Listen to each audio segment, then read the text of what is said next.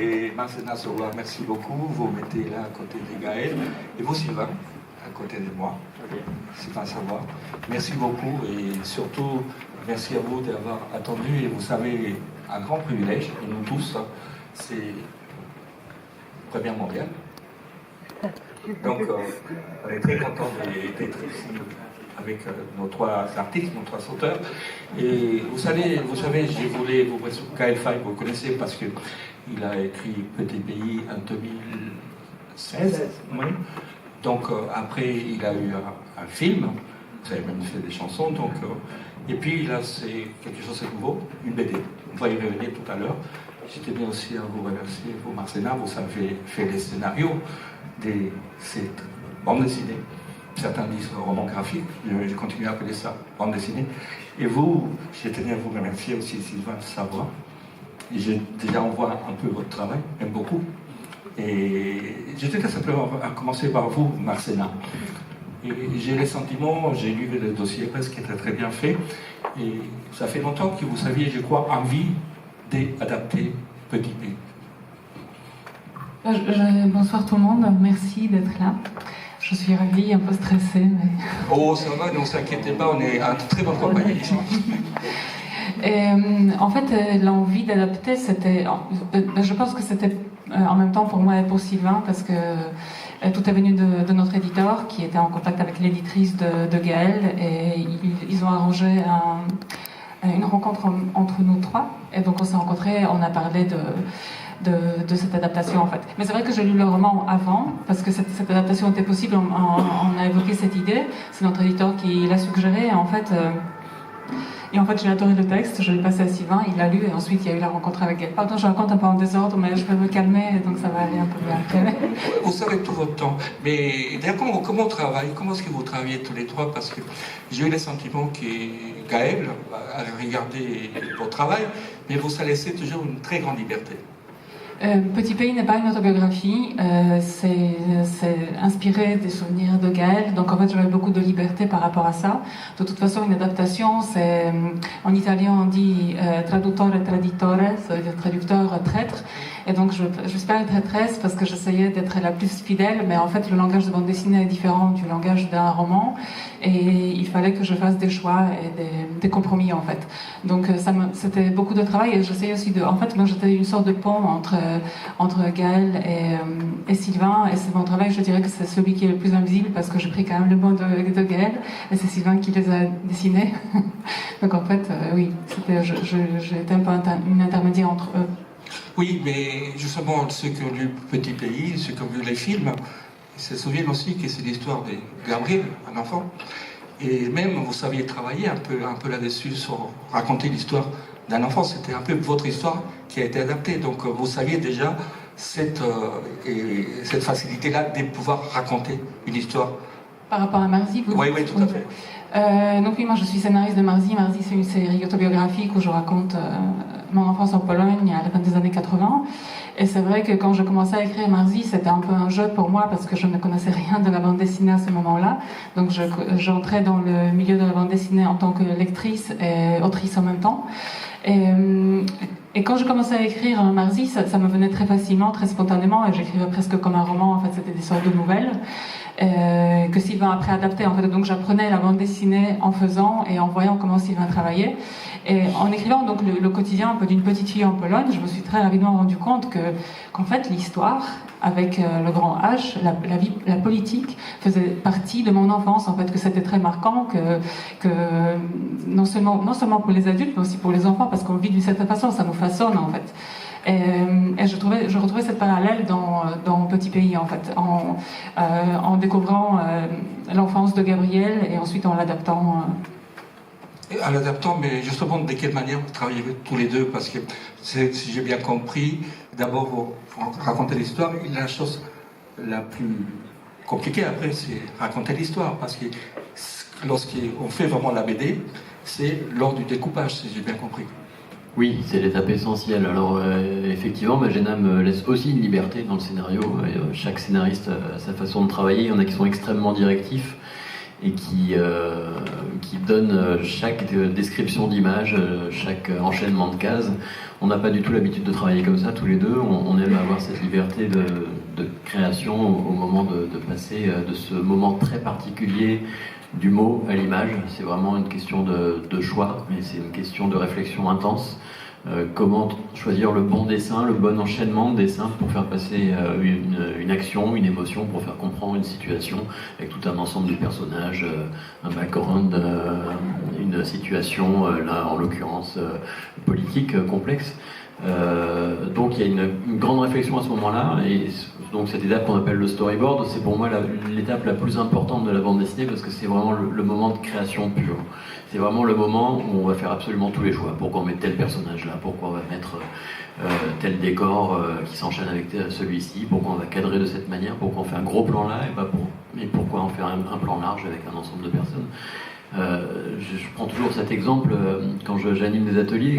Si je commence une histoire, par exemple, si on commençait une histoire ici ce soir, j'aurais envie de raconter ce qui se passe ici, et on pourrait commencer la première page avec une grande case et voir toute cette assemblée de personnes, et puis on se dirait tiens, voilà une assemblée de personnes, et puis on se rapprocherait d'un groupe de 3 personnes dans la deuxième case, et puis dans la troisième case on irait sur un gros plan d'une personne qui pose une question aussi. Bon, voilà, on est dans une assemblée qui est intéressée par quelque chose et quelqu'un pose une question.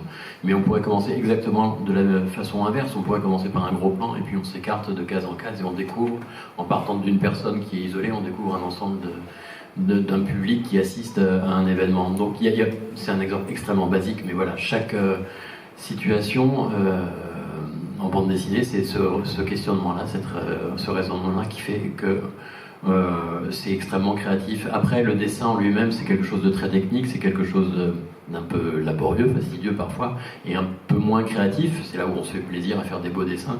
Mais le vrai moment de création en bande dessinée, c'est ce moment où on va tout mettre en scène par le storyboard. Et aussi, quelque chose de tout à fait important, vous pouvez aussi jouer avec les couleurs. Et les couleurs racontent aussi quelque chose, aussi dans ce livre, qui est tout à fait central. Oui, c'est les échanges qu'on avait aussi avec Gaëlle. Quand je lui montrais les planches, je les montrais en noir et blanc. Il y avait toujours cette petite frustration parce que je savais qu'elle n'était pas complètement finie. Donc c'était toujours ce que je lui disais. Il y aura les couleurs qui vont amener encore une dimension particulière. Et notamment dans cet album, dans ce paysage avec cette lumière incroyable, avec cette météo aussi très changeante, avec cette vie qui est quand même assez extérieure pendant tout le roman. Ça donne envie de jouer vraiment avec toutes ces lumières, et c'est quelque chose qui était présent dès le début dans mon esprit pour mettre en scène cette bande dessinée. Et d'ailleurs, lorsqu'on parle de petits pays, on voit vraiment la question en Google, c'est vraiment des petits pays. Et donc, et là, on s'aperçoit, et c'est grâce aussi au dessin de Sylvain, qui nous montre quelque chose simplement dans une planche, ce qui est le Rwanda et à côté le Burundi.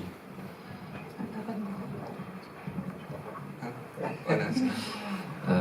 Bonsoir, merci d'être là. Oui, moi j'aime bien les moments où il y a des pleines pages comme ça, parce que je trouve que d'un coup ça ramasse beaucoup d'émotions des cases précédentes. Oui, alors Petit Pays, on m'a souvent posé la question, bien sûr, c'est la superficie du Burundi. Pour ceux qui ne s'en rendent pas compte, c'est la taille de la Bretagne, le Burundi. Donc c'est vraiment pas grand, c'est très peuplé, mais Petit Pays, c'est surtout le pays de l'enfance, hein, ça parle de ça. Tout à fait, c'est le pays de l'enfance, et c'est justement peut-être un peu la différence avec la BD, c'est qu'il raconte beaucoup l'histoire de tous les copains, tous les amis, cette bande aussi, on ne voit pas vraiment ça dans les films par exemple. Oui, c'est vrai que le film tourne autour de la cellule familiale, vraiment, et il manque la partie des jeux entre copains. Et c'est intéressant aussi dans le scénario que Magena a écrit, c'est qu'elle a synthétisé, elle elle a fusionné certains personnages, et donc il y a des personnages qui sont dans le roman, mais qui disparaissent dans la BD, mais qu'on retrouve, on retrouve certains de leurs caractères ou certains des mots, on les retrouve dans des personnages qui, par exemple, il y a les jumeaux qui ne sont plus là, mais pourtant l'état d'esprit reste là. Est-ce que pour vous c'était évident qu'il fallait laisser complètement la liberté? Oui, bah oui, parce que sinon je trouve qu'il n'y a pas d'intérêt à faire une rencontre artistique de cet ordre-là. Moi je trouvais ça formidable. Bon, déjà c'est la rencontre qui a décidé tout ça, c'est une rencontre qui s'est faite d'abord grâce à nos éditeurs qui avaient comme ça cette idée. Ils nous ont dit pourquoi pas. Quand on s'est vu, on en a parlé. Je connaissais le dernier album de BD de Sylvain, donc Les Esclaves oubliés de Tromelin, que j'avais beaucoup aimé. Et puis voilà, suite à notre rencontre, j'ai découvert Marzi. Et ces deux univers, plus nos discussions, ont fini de me convaincre qu'on allait pouvoir faire quelque chose de super. Et ce que moi, ma place, c'était vraiment d'alimenter, de donner du matériau pour pouvoir écrire, pour pouvoir dessiner, donc des photos, voilà, des documents personnels, des photos de ma famille, des croquis du quartier, des films, des documentaires sur la région, voilà. Et puis il y a eu des discussions. Voilà, j'avais envie d'être une personne ressourçante en quelque sorte. Et qu'est-ce que ça fait là? Par exemple, j'ai l'impression que cette photo-là raconte l'histoire de la première fois que vous voyez les planches. Ouais, c'était vraiment une journée très émouvante parce que jusqu'à là on n'avait fait que parler et j'avais pas vraiment ce qui allait ressortir de toutes ces discussions. Et donc je suis allé, on s'est retrouvé chez Sylvain qui habite pas loin de Reims, à la campagne, très jolie maison d'ailleurs Sylvain, très beau jardin. Tu reviens quand tu veux. C'est quoi l'adresse? Je ne saurais pas y retourner, mais c'est super. Et donc là sur la table j'arrive et il y a ça et c'est fantastique. D'ailleurs j'ai même demandé à ce qu'il m'en offre quelques-unes. T'as été sympa, tu m'as offert quelques dessins et ouais, là c'est le travail, c'est le tout début hein, Oui c'était vraiment le début. J'allais dire il y en a d'autres qui t'attendent encore. Ah merci. Et donc non, mais ce qui est fort c'est que Sylvain a vraiment travaillé à partir de photos réelles. Donc par exemple la maison qu'on retrouve dans l'album, c'est la maison dans laquelle j'ai grandi, c'est vraiment celle-ci, c'est très troublant pour moi. Et puis les parents ressemblent pas mal à mes parents. Donc ouais, c'est très fort, ouais. Vraiment c'était une très belle journée et après j'étais tranquille, je savais que l'album se ferait sans obstacle. Est-ce qu'il n'y a pas quelque chose qui a pu aussi peut-être faciliter votre travail? Lorsqu'on lit les romans de Gaël, on s'aperçoit que son écriture est très très visuelle aussi. Oui, c'est ce que disait Magena aussi, peut-être tu vas en parler. Oui, l'écriture de Gaël est très visuelle, très émotionnelle, donc en fait c'est toute cette partie visuelle que je recopiais pour Sylvain pour lui dire voilà, ces plantes-là, ça pousse à ce moment-là, enfin, la maison, on la voit à ce moment-là. Donc il fallait. Ces parties-là, ils m'ont servi pour écrire le scénario, plus pour les décors, pour camper un peu les personnages et les endroits. Et l'écriture émotionnelle, donc tout ce que Gaby ressentait dans cette histoire. Donc c'était la voix off que j'ai voulu garder dès le début. Je me suis bien posé la question, je savais qu'il fallait qu'il parle, il faut qu'on soit au plus près de lui, qu'on sache ce qu'il pense, et aussi dans la bande dessinée, ça permettait de ralentir la lecture. Et d'ailleurs, lorsque vous parlez des Gaby, est-ce qu'on a le sentiment que vous mettez très rapidement dans la peau des Gaby? Moi, personnellement? Oui. En fait, au début, j'étais très obsédée par Gaël, donc en fait, il fallait absolument que je sache tout de lui, en fait. Et donc, je regardais énormément de vidéos où il parlait d'interviews. Ses chansons aussi, je pense. Oui, évidemment, oui. Et donc, il fallait vraiment que je sache tout, un peu comme si c'était moi qui avait écrit Petit Pays. Mais en fait, à un moment donné, j'étais aussi le personnage, j'étais Gabi, mais j'étais aussi Armand et Gino, j'étais aussi les jumeaux qui sont plus là. J'étais aussi Yvonne. En fait, tous ces personnages, il fallait vraiment que je les vive de l'intérieur. Et comme l'écriture de Gaël est très viscérale, comme ça vous prend vraiment au corps. Et donc, c'était facile en fait de s'en emparer, c'était un plaisir de travailler là-dessus, même si l'histoire est dure par moments. C'est quand même une enfance, et l'enfance, je l'ai retrouvée, c'était mon enfance aussi. C'est l'enfance, je pense, de beaucoup de gens. On a ces moments-là, on a les moments d'insouciance, on a les moments où on joue avec des copains. C'est ça que je voulais explorer aussi. Il y a toutes les bêtises aussi qui font les enfants à ce moment-là. Aussi, ils apprennent le monde, donc ils s'apprennent par eux-mêmes, mais aussi ce monde extérieur qui s'impose en fait. Ils doivent gérer ça et chacun le fait à sa façon en fait. Donc pour vraiment, je pense qu'il faut vraiment incarner tous les personnages, pas juste le personnage principal, mais c'est vrai que comme lui c'était le personnage principal, donc c'était vraiment celui avec qui j'avais le plus d'affinité parce que je me suis le plus incarnée en Gabi.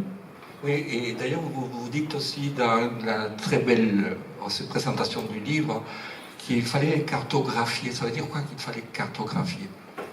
Je ne sais pas moi qui ai dit ça. Oui, parce qu'il a des détails tout à fait précis. Il fallait être précis aussi par rapport aux planches aussi qui ont fait peut-être cerveau.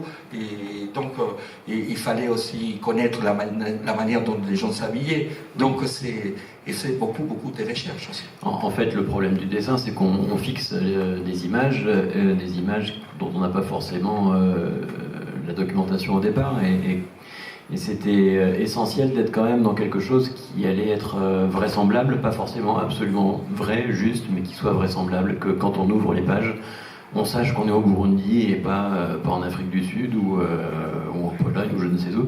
Il fallait que ce soit vraiment quelque chose qui emmène les lectrices et les lecteurs directement dans cette ambiance et cette époque. C'est pas seulement le lieu aussi, c'est quand même un retour 30 ans en arrière. Et donc, voilà, il y a un travail à faire pour rendre tout ça cohérent, se méfier de nos habitudes du moment, 30 ans plus tard, ne pas les mettre dans la bande dessinée, même dans les vêtements, dans les objets du quotidien. Et je me souviens d'un moment qu'on a eu un échange avec Gaël où j'étais en train de dessiner la cuisine pour la première fois, mais dans les documents, j'avais aucun exemple de cuisine du Burundi. Je ne savais pas du tout comment elle pouvait être organisée, donc j'avais commencé à dessiner un peu, et puis je lui ai envoyé un message, et Gaël m'a répondu assez rapidement en m'envoyant une photo. Il avait dessiné sur son carnet, il avait fait un croquis de sa cuisine en m'indiquant les emplacements, les ouvertures dans la cuisine, comment tout était agencé, et c'était vraiment super, parce que j'avais en direct comme ça les éléments essentiels pour pouvoir le dessiner. Et ça peut paraître pas essentiel dans une histoire, mais la cuisine c'est un lieu de vie déjà, et on y revient assez souvent dans le roman et dans la bande dessinée. Donc c'est des choses qui doivent paraître vraiment très très vraisemblables pour ceux qui vont lire l'album. Et d'ailleurs, tout le monde connaît les génocides des Tutsis il y a 30 ans, mais il y a quelque chose qui m'a beaucoup frappé pour prendre de la distance, parfois je ne sais pas si... Et il y a aussi des formes d'humour aussi, et des vies aussi, c'est très prégnant. Par exemple, je me rappelle, ça m'a beaucoup fait rire, l'histoire de Monsieur Kodak. Mais vous pouvez la raconter, vous. Oui, c'est Monsieur Kodak.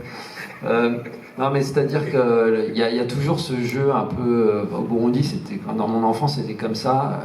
Quand on donne son prénom, on nous trouve toujours un surnom. On nous appelle jamais par notre prénom, donc c'est compliqué. Donc, par exemple, j'ai un copain, là, quand on est allé faire les clips au Burundi, il s'appelle Nicolas, on l'appelait Sarkozy. Il disait non, je m'appelle Nicolas, on n'appelait pas Sarkozy. Donc bon, voilà, Kodak, il a des pellicules, donc dans le quartier, tout le monde l'appelle Kodak. Ouais, c'est un fan des photos d'ailleurs. Ouais, c'est un fan de photos. Ouais. Oui. C'est surtout pour les pellicules qu'on l'appelle Kodak. Non, c'est tout à fait étonnant. On s'est dit, oui, on va regarder, on va voir une BD qui forcément va être tragique, parce que c'était une tragédie, c'était un génocide. Ouais. Mais cette prise de distance aussi, ça fait quand même qu'on retrouve beaucoup d'humanité chez tous ces gens.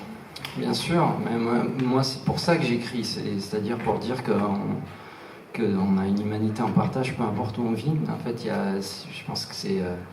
voilà, grands discours parfois médiatiques, politiques voudraient nous faire croire qu'on vit différemment, qu'on sent différemment, mais partout les humains rient, saignent, aiment, sont tristes de la même façon. Et c'est ma première intention d'écriture, c'est ça, c'est de rappeler notre humanité en commun. Moi, j'ai été forcément, comme beaucoup de Rwandais, beaucoup de Burundais, très choqué par la façon dont un mort dans nos régions compte rien par rapport à un mort dans d'autres théâtres de conflit, que la mort de Kurt Cobain il y a 30 ans a pris plus de place que la mort de milliers de Tutsis au même moment, que la mort d'Ayrton Senna a pris beaucoup plus de place que la mort de milliers de Tutsis. Tout ça, c'est des choses qui choquent, et puis sans parler du fait qu'au moment où les massacres commencent au Rwanda, eh bien les casques bleus, notre histoire, c'est une histoire d'Africains, vous avez l'habitude de la violence, c'est des haines tribales ancestrales, et donc on vous laisse à vos tueries. Et voilà, c'est une autre manière de déshumaniser d'une certaine façon, de dire qu'on comprend pas, donc comme on comprend pas, finalement on vous abandonne. Et voilà, je pense que c'est aussi le rôle des artistes de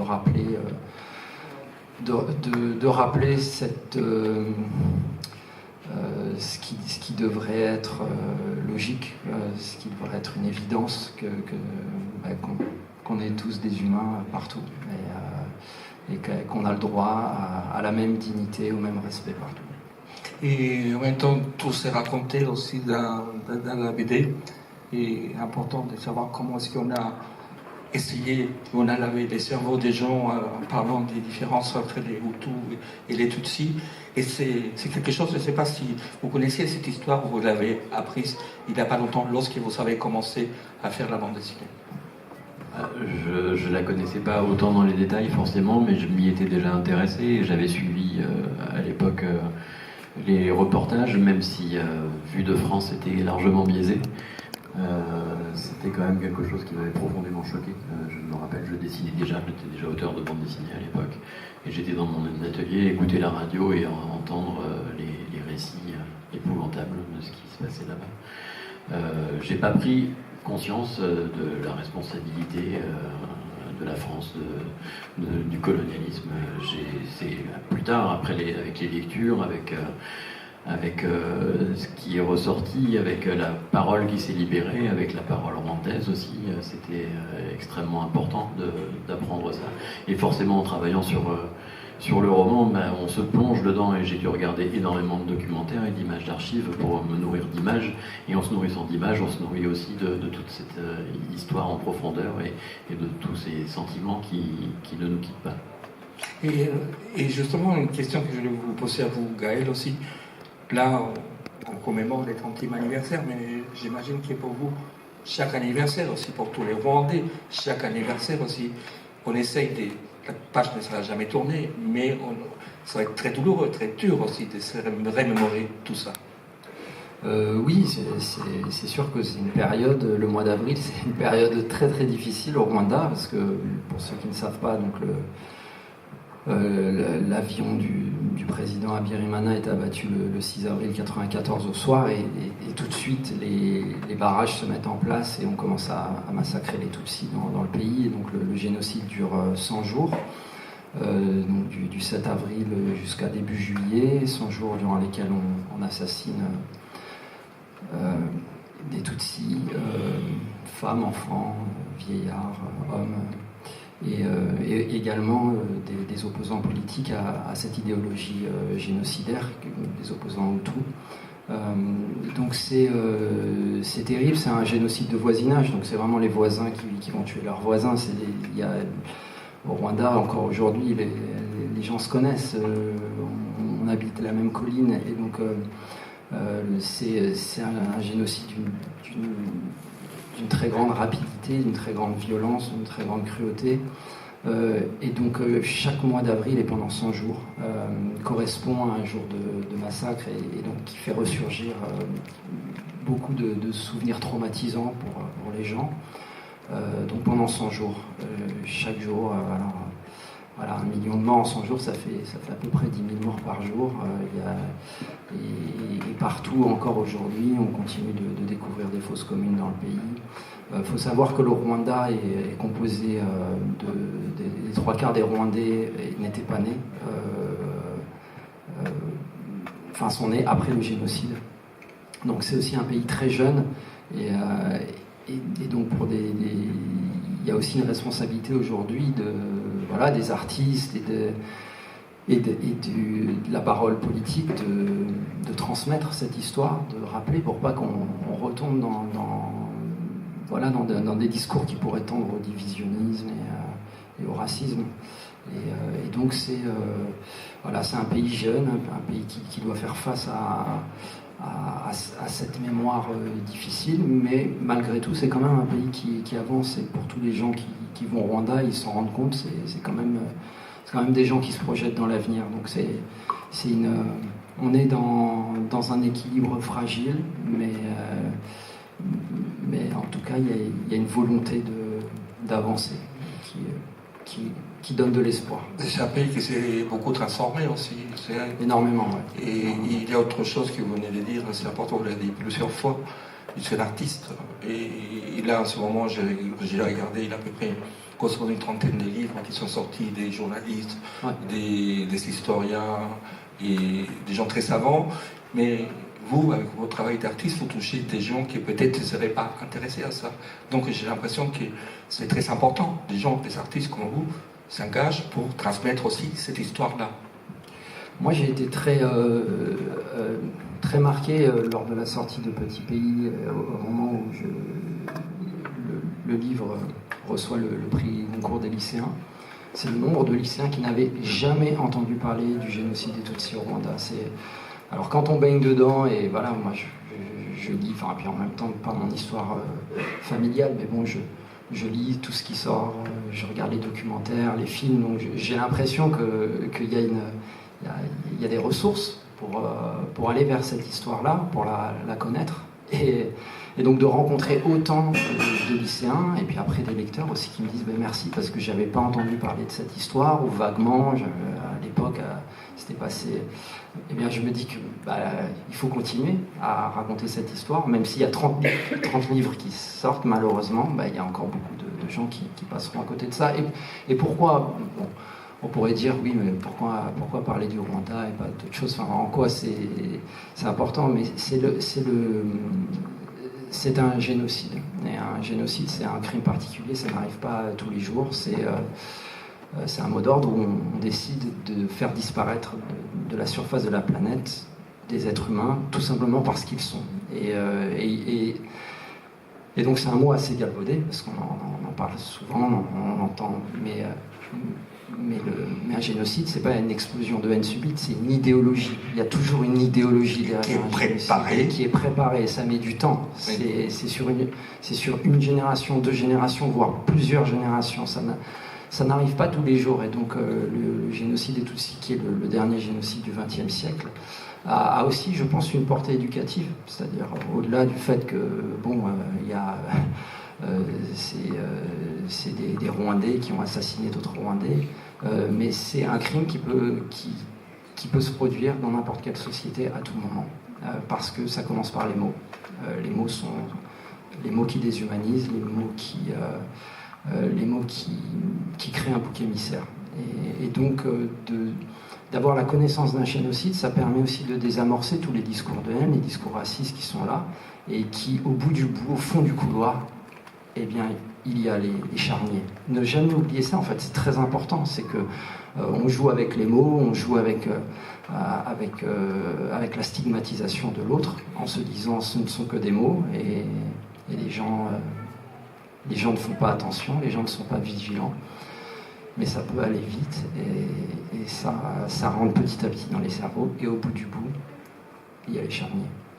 Et d'ailleurs, je vois, merci beaucoup, toute la difficulté de mettre ça en dessin et en couleur. Et là, on va à un moment tout à fait précis dans les livres. On se pose la question de quelle manière je vais représenter cela. Oui, c'est jamais simple de fixer des images violentes. C'est difficile de trouver la bonne distance. Et on ne peut pas s'en passer, parce que c'est quelque chose qui est réel, c'est en toile de fond de toute l'histoire de Petit Pays, et on a besoin de le montrer, pour savoir que ça existe. Donc il faut faire des choix pour savoir comment le porter au regard du public. Là, c'est juste avant, en fait, c'est l'angoisse qui monte juste avant cette explosion de violence que j'ai dû dessiner et que j'ai choisi de montrer de manière assez synthétique, avec des images séparées les unes des autres, pas de plan de séquence, pas d'action, mais vraiment des instantanés comme ça qui vont faire ressentir cette explosion de haine et ces moments marquants de peur profonde, en fait. C'est surtout ça que j'avais envie de transmettre, cette peur qui s'empare des gens quand tout ce qu'ils connaissent est en train de s'écrouler autour d'eux. Et voilà, il faut trouver cette distance, et il faut savoir aussi comment le mettre en image. Donc j'ai choisi de le montrer avec ce découpage particulier, et puis plus tard dans l'histoire, quand la mère de Gabi revient et raconte son histoire à table d'une manière assez désincarnée, assez vidée de toutes ses émotions, parce qu'elle a vécu l'enfer absolu et qu'elle revient parmi les vivants, mais qu'elle n'est même plus tout à fait vivante. J'ai choisi de montrer ça comme des souvenirs qui s'entremêlent, en fait, dans la page, et qui apportent une vague de noirceur, avec des dessins très ancrés, très mélangés les uns entre les autres. Donc la bande dessinée permet de montrer le réel et de s'en affranchir aussi parfois, vous voyez, entre la représentation vraiment très académique, on va dire, très documentaire, et puis une représentation qui va être beaucoup plus allégorique. Et c'est pour ça que j'aime dessiner aussi. Et c'est pour ça que nous avons aimé votre bande dessinée. Une petite question. Au mois de septembre, vous sortez un autre livre. Est-ce que c'est un rapport avec le Rwanda, un rapport ou avec votre histoire, ou c'est quelque chose de tout à fait différent? Bonne question. Oui, alors je sors un roman à la rentrée prochaine qui va s'intituler Jacaranda. Et oui, c'est un roman qui parle, je dirais, qui est comme une autre pièce d'un puzzle. C'est une histoire très différente, qui est différente de Petit Pays, mais qui pourrait être comme une pièce de puzzle. Parce qu'en fait, même là, on voit dans la discussion qu'on a eue un peu l'injustice qui a été faite à Petit Pays, c'est que ça a invisibilisé le Burundi, et ça fait, voilà, on parle beaucoup plus du Rwanda que du Burundi, alors que le Burundi a une histoire, et une histoire intéressante, et qui mérite vraiment d'être connue. Mais je pense que voilà, le gigantisme de cet événement du génocide des Tutsis a pris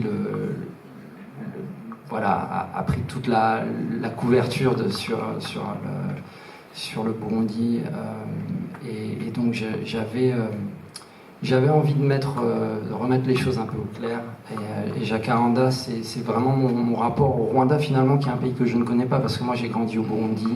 Je suis arrivé au Rwanda la première fois au lendemain du génocide pour visiter ma famille qui était réfugiée donc au Burundi depuis 30 ans, et qui est revenu vivre au Rwanda. Et donc bon, quand je suis arrivé en 94, vous imaginez, j'ai pas vu, comme je dis dans Petit Pays, quoi, j'ai pas vu un pays, j'ai vu un champ de mort, de désolation, et donc j'ai tout de suite détesté ce pays, le Rwanda. Je voulais plus jamais y remettre les pieds, mais forcément la famille était là-bas, donc j'ai retourné chaque été, etc. Et j'ai vu le Rwanda changer, évoluer.